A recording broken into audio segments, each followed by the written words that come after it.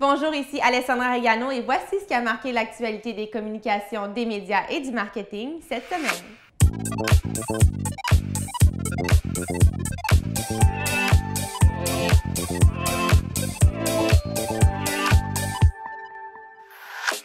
Cette semaine, InfoPresse dévoilait son palmarès des 11 personnalités de l'année. Je suis avec Arnaud Granata. Arnaud, des personnalités très différentes cette année.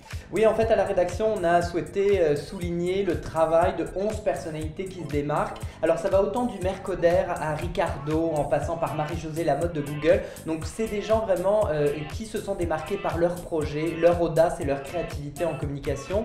Nouveau aussi cette année, on vous propose un podcast. Donc, chaque semaine, des entrevues audio à télécharger directement dans votre iTunes. On commence cette semaine d'ailleurs avec Ricardo.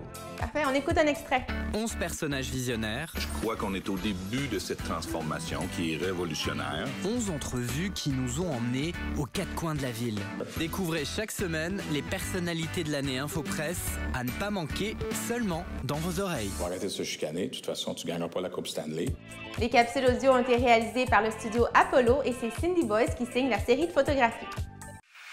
Grosse semaine pour Volkswagen. Le géant américain a triché sur les contrôles anti-pollution aux États-Unis. Le titre de l'entreprise a chuté d'un peu plus de 21 % à la bourse de Francfort, mais évidemment, les conséquences ne s'arrêtent pas là.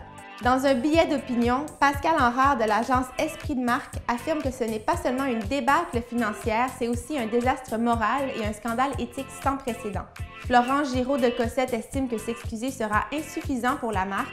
Son seul salut possible se trouve dans une complète transparence. Martin Winterkorn, qui était à la tête de l'entreprise depuis 2007, a d'ailleurs démissionné. Une histoire à suivre au cours des prochaines semaines. On est à l'ère des contradictions parce que le 21 septembre, c'était aussi la Journée internationale de la paix. McDonald's et l'agence TBWA en ont d'ailleurs profité pour lancer un film incitant les dons pour l'initiative World Food Programme des Nations Unies qui milite contre la faim dans le monde. Fait intéressant, McDonald's avait refusé la proposition de Burger King qui souhaitait créer un burger hybride pour se réconcilier avec son compétiteur. Autre initiative à saveur sociale, H&M et l'agence Forceman et Bond & Ford ont lancé un message de 90 secondes qui incite les consommateurs à recycler leurs vêtements. C'est le chanteur, compositeur et acteur américain Iggy Pop qui assumait la narration de la publicité. Dress like a girl, dress like a man, dress like a teen. Le blog anglophone Working Not Working a dévoilé pour une deuxième année son palmarès des entreprises les plus convoitées par les créatifs, ou plutôt les entreprises pour lesquelles ils seraient prêts à tuer pour travailler. Sur les 195 compagnies citées, 65 ressortent du lot, dont l'agence Seedly. La réponse la plus fréquemment donnée pour justifier les choix, les gens y travaillent avant l'argent ou les bénéfices.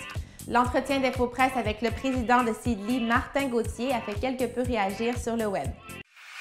On termine la capsule avec Julie qui est avec moi parce que Julie s'en va à New York très bientôt. La semaine prochaine, c'est la 12e édition de Advertising Week. C'est un événement qui est centré autour des conférences, donc c'est ce qui va principalement m'occuper là-bas. Il va y avoir des gens de AOL, de Google, de Mashable, de Cosmopolitan. Il y aura des gens de Facebook aussi. La conférence que j'ai hâte de voir, c'est celle de Sheryl Sandberg, qui est très connue, mais qui est toujours excellente devant son auditoire. En plus, cette année, Advertising Week coïncide avec la remise de prix Clio, qui est à New York aussi. Il y a LG2 boutiques, Seedly, qui sont entre autres parmi les gagnants cette année, donc on va aller les voir ramasser peut-être leur petite statuette. Nous, on va te suivre tout au long de la semaine, mais on vous incite aussi à le faire sur les réseaux et sur infopresse.com. On vous souhaite un bon week-end et à la semaine prochaine.